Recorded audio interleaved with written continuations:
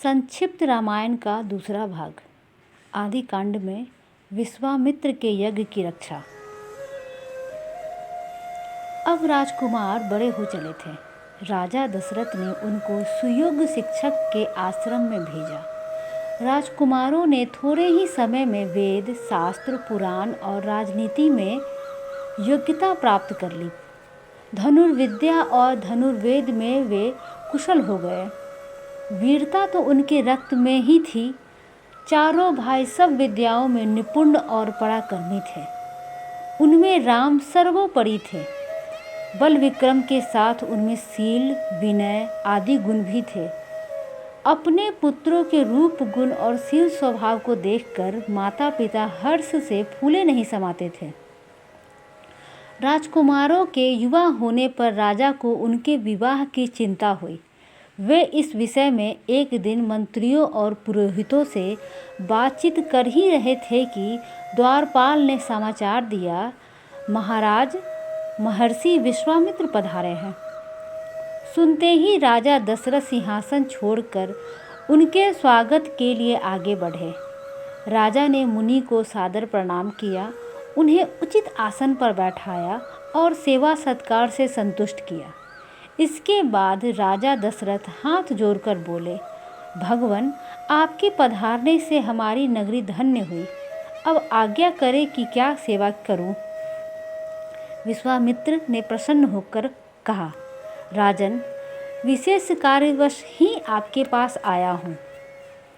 हमारे यज्ञ में राक्षस विघ्न डाल रहे हैं। राक्षस राज रावण के 2 अनुचर मारीच और सुबाहु हमें यज्ञ नहीं करने देते।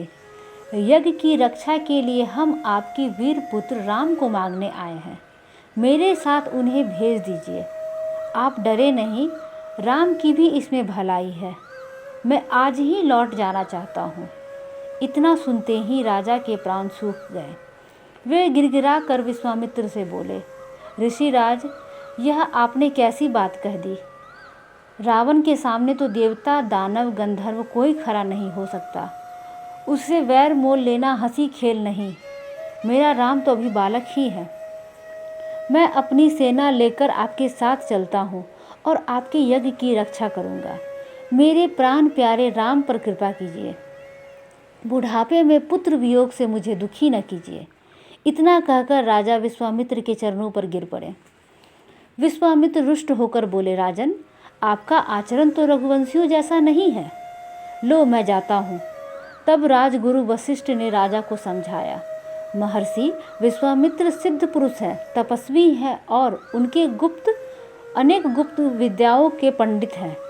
वे कुछ सोच समझकर ही आपके पास आए हैं। राम को जाने दे, कोई इनका बाल भी बांका न कर सकेगा।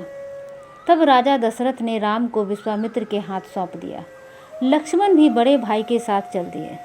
विश्वामित्र के पीछे पीछे धनुष बांध लिए दोनों भाई सरयू नदी के किनारे किनारे जा रहे थे। तब वे 3 कोस दूर से निकल गए। तब विश्वामित्र ने कहा, तुम दोनों भाई नदी में आचमन कर मेरे पास आओ। मैं तुम्हें अति बला नाम की गुप्त विद्याएं सिखाना चाहता हूँ। इन विद्याओं के मिलने पर तुम्हारा आत्मबल बढ़ जाएगा और असुरी शक्तियों से तुम्हारी सुरक्षा रहेगी।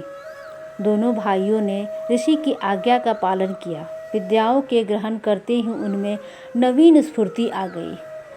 उस दिन वे सरयू नदी के किनारे ही टिक गए। अगले दिन वे सरयू के किनारे किनारे फिर आगे बढ़े। सरयू और गंगा के संगम पर उन्होंने गंगा पार की। अब वे एक भयानक वन में पहुँचे। जहाँ तहाँ हाथी, सिंह, सूअर दिखाई पड़ने लगे। हिंसक पशुओं की आवाज़ से वन गूंज रहा था। महर्षि विश्वामित्र ने बताया, यहाँ से 2 कोस की दूरी पर तारका रहती है। वह बड़ी बलवती, भयानक और दुष्टा है। उसने अपने पुत्र मारीच की सहायता से यहाँ के जनपदों को उजाड़ दिया है। अब तो यहाँ भयानक वन ही तुम देख रहे हो। आज तुम्हें उसका संहार करना है। स्त्री समझकर उसे छोड़ना ठीक न होगा। श्री राम ने उत्तर दिया, मैं आपकी आज्ञा का अवश्य पालन करूँगा। यह कहकर उन्होंने धनुष की डोरी खींचकर छोड़ दी। उसकी टंकार से दिशाएं गूंज उठी। महाराक्षसी तारका भी उसे सुनकर एक बार घबरा गई और फिर गरजते हुए दौड़ी राम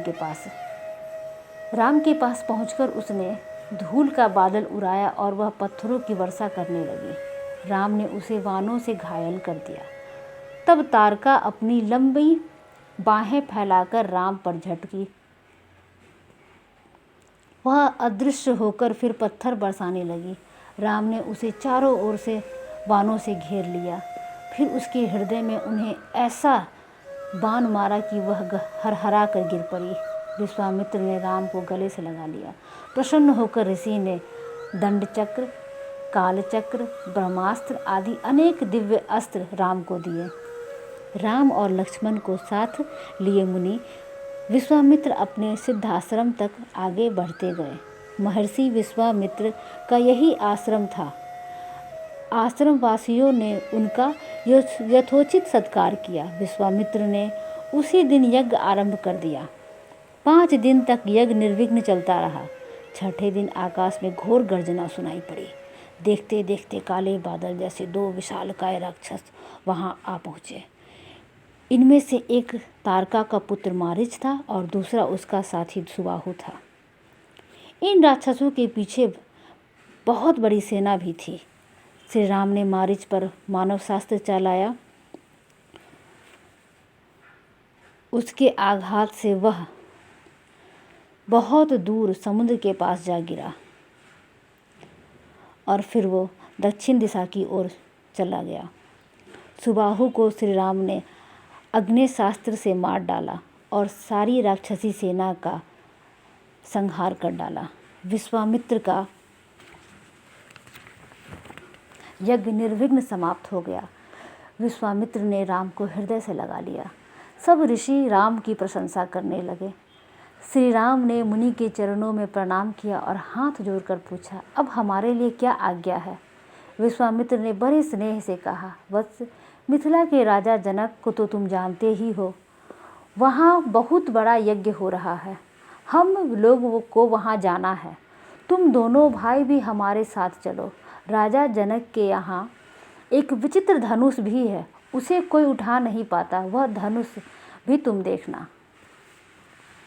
दोस्तों, संक्षिप्त रामायण मैं यहाँ पे स्थगित करती हूँ। तीसरा भाग मैं इसका अगले दिन अपलोड करूँगी अपने चैनल पे, अनु चौधरी पे।